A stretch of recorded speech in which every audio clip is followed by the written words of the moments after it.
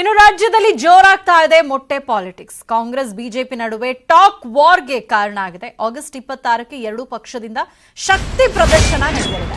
ಪ್ರತಿಭಟನೆಗೆ ಕಾಂಗ್ರೆಸ್ ನಾಯಕರು ಸಜ್ಜಾಗ್ತಾ ಇದ್ದಾರೆ. ಮಡಿಕೇರಿ ಟು ಮೈಸೂರು ಪಾದಯಾತ್ರೆಗೆ ಸಿದ್ಧತೆ ಮಾಡಿಕೊಂಡಿದ್ದಾರೆ.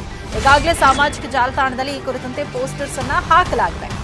ಆಗಸ್ಟ್ 26ಕ್ಕೆ ಪ್ರತಿಭಟನೆಗೆ ಕಾಂಗ್ರೆಸ್ ತಯಾರಿಯನ್ನ ನಡೆಸ್ತಾ ಇದೆ. ಬಳ್ಳಾರಿ ಮಾದರಿ ಪಾದಯಾತ್ರೆಗೆ ಕೈ ಚಿಂತನೆ ನಡೆಸ್ತಾ ಇದೆ ಅಂತ ಹೇಳಲಾಗ್ತಾ ಇದೆ. ಎಸ್ಪಿ ಕಚೇರಿಗೆ ಮುತ್ತಿಗೆ ಹಾಕೋದಕ್ಕೆ ಕರೆಯನ್ನ ಕೊಟ್ಟಿದ್ದಾರೆ ಸಿದ್ದರಾಮಯ್ಯನವರು. ಇನ್ನು ಬಿಜೆಪಿಯಿಂದಲೂ ಕೂಡ ಜಾಗೃತಿ ಜಾಥಾಗೆ ಸಿದ್ಧತೆಯನ್ನ ಮಾಡಿಕೊಳ್ಳಲಾಗಿದೆ. ಎರಡೂ ಪಕ್ಷದವರ ಒಂದು ಟಾಕ್ ವಾರ್ಗೆ ಈ ಒಂದು ಮೊಟ್ಟೆ ಎಸೆತ ಪ್ರಕರಣ ಸಾಕ್ಷಿಯಾಗಿರುವಂಥದ್ದು. ಹಾಗಾಗಿ ಬಿಜೆಪಿ ಹಾಗೆ ಕಾಂಗ್ರೆಸ್ ಎರಡೂ ಪಕ್ಷದಿಂದಲೂ ಕೂಡ ಶಕ್ತಿ ಪ್ರದರ್ಶನಕ್ಕೆ ಸಿದ್ಧತೆಗಳು ನಡೀತಾ ಇದೆ. ಒಂದ್ ಕಡೆ ಕಾಂಗ್ರೆಸ್ನಿಂದ ಪಾದಯಾತ್ರೆಗೆ ಸಿದ್ಧತೆ ನಡೆಸ್ತಾ ಇದ್ರೆ, ಮತ್ತೊಂದು ಕಡೆ ಬಿಜೆಪಿಯಿಂದಲೂ ಕೂಡ ಜಾಗೃತಿ ಜಾಥಾಗೆ ಸಿದ್ಧತೆ ನಡೆದಿದೆ. ಆಗಸ್ಟ್ 26ಕ್ಕೆ 1 ಲಕ್ಷ ಜನ ಸೇರಿಸಲು ಸಿದ್ಧತೆಯನ್ನ ಮಾಡಿಕೊಳ್ಳಲಾಗಿದೆ. ಯೂಟ್ಯೂಬ್ ಚಾನೆಲ್ ಮಾಡಿ ಲಕ್ಷಗಟ್ಟಲೆ ಸಂಪಾದನೆ ಮಾಡೋದ್ರ ಬಗ್ಗೆ ಕೇಳಿರ್ತೀವಿ. ನೀವು ಮಾಡಬೇಕಾ? ಯೂಟ್ಯೂಬ್ ಚಾನೆಲ್ ಮಾಡೋದು ಹೇಗೆ ಅಂತೇಳಿ ಡೀಟೇಲ್ ಆಗಿ ಕಲಿಬೇಕಾ? ಫ್ರೀಡಮ್ ಆ್ಯಪನ್ನು ಈಗಲೇ ಡೌನ್ಲೋಡ್ ಮಾಡಿ. ಮಡಿಕೇರಿಯಲ್ಲಿ ಶಾಸಕ ಅಪ್ಪಚ್ಚು ರಂಜನ್ ಈ ಕುರಿತು ಹೇಳಿಕೆಯನ್ನ ಕೊಟ್ಟಿದ್ದಾರೆ.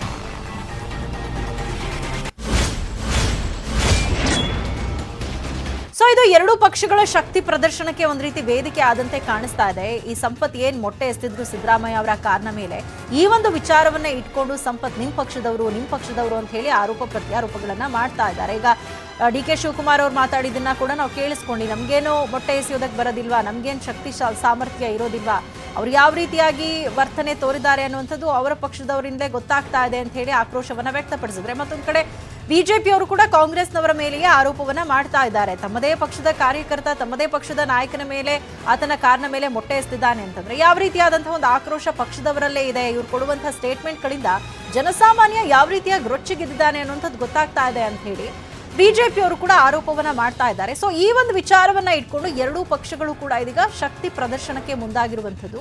ಆಗಸ್ಟ್ 26ರಂದು ಮಡಿಕೇರಿಯಿಂದ ಮೈಸೂರಿನವರೆಗೆ ಒಂದು ದೊಡ್ಡ ಪಾದಯಾತ್ರೆಯನ್ನ ಮಾಡೋದಕ್ಕೆ ಸಿದ್ದರಾಮಯ್ಯನವರು ಕರೆ ಕೊಟ್ಟಿರುವಂಥದ್ದು. ಮತ್ತೊಂದು ಕಡೆ ಬಿಜೆಪಿಯವರು ಕೂಡ ಜಾಗೃತಿ ಜಾಥಾವನ್ನ ನಡೆಸೋದಕ್ಕೆ ಮುಂದಾಗಿದ್ದಾರೆ. ಸೊ ಎಸ್ಪಿ ಕಚೇರಿಗೆ ಮುತ್ತಿಗೆ ಹಾಕೋ ನಿಟ್ಟಿನಲ್ಲಿ ಈಗ ಪಾದಯಾತ್ರೆಯನ್ನ ಕಾಂಗ್ರೆಸ್ನವರು ಮಾಡ್ತಾ ಇದ್ದಾರೆ. ಮತ್ತೊಂದು ಕಡೆ ಬಿಜೆಪಿಯಿಂದಲೂ ಕೂಡ ಜಾಗೃತಿ ಜಾಥಾವನ್ನ ನಡೆಸೋದಕ್ಕೆ ತಯಾರಿ ಮಾಡ್ಕೊಳ್ತಾ ಇದ್ದಾರೆ. ಎಸ್ಪಿ ಕಚೇರಿ ಮುತ್ತಿಗೆ 26ನೇ ತಾರೀಕಿದೆ. ಎಸ್ಪಿ ಕಚೇರಿ ಮುತ್ತಿಗೆ 26ನೇ ತಾರೀಕಿದೆ. ಜನಜಾಗೃತಿ ಪ್ರತಿ ಮನೆಯಿಂದನೂ ಕೂಡ 2 ಜನ ಬರಬೇಕು ಅಂತ ತೀರ್ಮಾನ ಮಾಡಿದ್ದೇವೆ.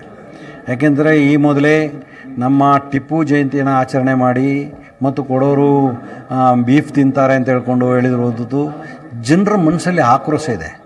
ಆ ಆಕ್ರೋಶನ ತೀರಿಸುವಂಥ ಕೆಲಸವನ್ನು ಕೆಲವು ಸಂದರ್ಭ ಮಾಡಿದ್ದಾರೆ ನಿನ್ನೆ. ಅದರಿಂದ ಹೆಚ್ಚಿನ ಜನಸಂಖ್ಯೆಯಲ್ಲಿ ಸೇರ್ತಾರೆ. ನಾವು ಜನರಿಗೆ ಜಾಗೃತಿ ಮೂಡಿಸುವಂಥ ಕೆಲಸವನ್ನು ಮಾಡ್ತೇವೆ. ಇವರು ಯಾರ ಪರವಾಗಿದ್ದಾರೆ, ಏನು ವಿಚಾರವನ್ನು ಅಂತೇಳಿ ತಿಳಿಸುವಂಥ ವ್ಯವಸ್ಥೆನ ನಾವು ಮಾಡ್ತೇವೆ. ಅವರು ಹೊರಗಡೆ